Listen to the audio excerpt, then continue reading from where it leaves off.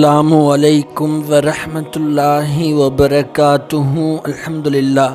நம்முடைய நன்மை தராசை கனமாக்க இந்த 2 தஸ்பீஹ் திக்ருகள் மட்டுமே போதுமானதுன்னு சொல்லலாம். அந்த அளவுக்கு நமக்கு நன்மை பயக்கக்கூடிய 2 திக்ருகளை பற்றிய பதிவு தான் இது.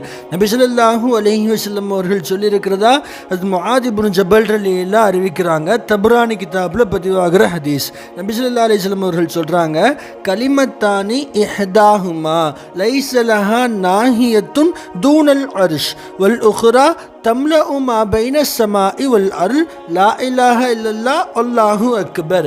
2 கலிமாக்கள் இருக்கின்றன, 2 தஸ்பீஹ் இருக்கு.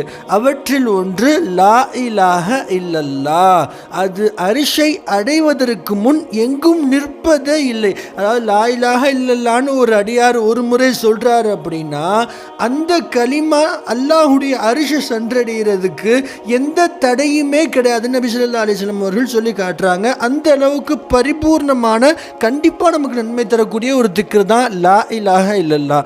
மற்றொன்று அல்லாஹு அக்பர்.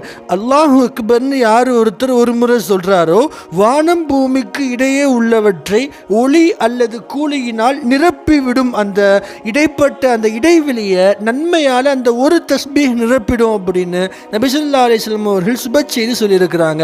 ஆக வரக்கூடிய நாட்களில் தினசரி தொடர்ச்சியாக இன்ஷா அல்லாஹ் இந்த 2 திக்ருகளையும் பேணுதலாக ஓதி வந்து நம்முடைய நன்மை தராசை அதிகமாக்கி கொள்ளும், கனமாக்கி கொள்ளும் நல்லடியார்களாக வல்ல அல்லாஹ் உங்களையும் என்னையும் ஆக்கி அருள்புரிவானாக.